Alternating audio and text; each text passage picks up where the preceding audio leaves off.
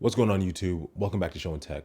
So by now you've probably heard the name Clubhouse, but maybe you haven't actually seen it in action or you don't exactly know just what it is. So let's rewind a little bit and start with Twitter. So Twitter first blew up because people found that it was very interesting to be able to see the actual words that were written by celebrities that they follow. Fast forward a little bit to Instagram, and it was the same idea. However, now we had pictures and videos of not only our friends, but also celebrities as well.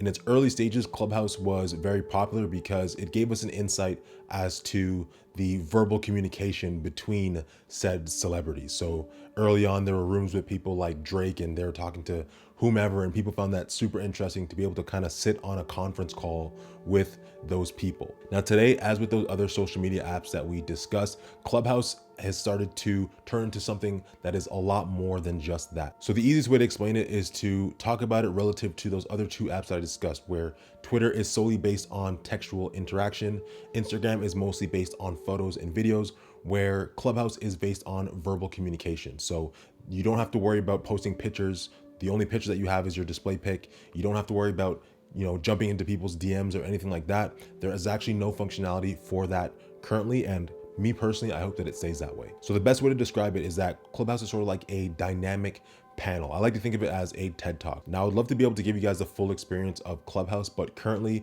you're actually not able to record conversations that are going on because that's against the app's rules. So I'll be showing you just on the side here what it actually looks like when you're navigating through the app as I explain it to you. So when you first jump into a Clubhouse room, you're gonna see that there's a group of people on stage. It might be one person, it might be 10. It really depends on the room.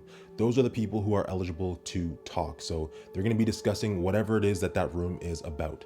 If you scroll down the page just a little bit while you're in that room, you're going to see who's in the audience. So you're able to sit in the audience, listen to that discussion of whatever's going on the stage, and you can kind of go about your day and just kind of listen to it as if it was almost like a live podcast recording. So they have the option of pulling you up on stage, and now you're able to speak, and everybody on stage and in the audience can listen to exactly what it is that you're saying. So this makes it a very dynamic app. And if you think about it, you're able to do so many things with just that basic functionality.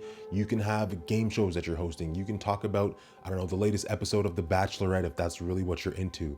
The possibilities are actually endless. Now, because the platform is so new, it's still kind of chaotic, and the overall interface is not that intuitive just yet. So when you land on the splash page, you're gonna see a series of rooms based on your friends list and who might be talking or listening in one of those rooms. If you're someone who's brand new to the app, it's gonna select a curated list of rooms for you based on whatever interests you put in. So let's say that you're someone who's interested in tech, you've got a category for that. If you're interested in languages, sports, whatever it might be, it's gonna pull up lists of rooms of people that are discussing things within that category that you've selected. Now, it's gonna be pretty hit or miss due to the fact that anybody can create a room about anything. But what I really love about this app is once you found a room or a specific host or just a friend in general who is someone who can speak to the things that you're interested in, then the app really starts to shine. So me, for example, I spent a lot of time in rooms about trying to grow your YouTube channel or establishing community, whereas maybe you're interested in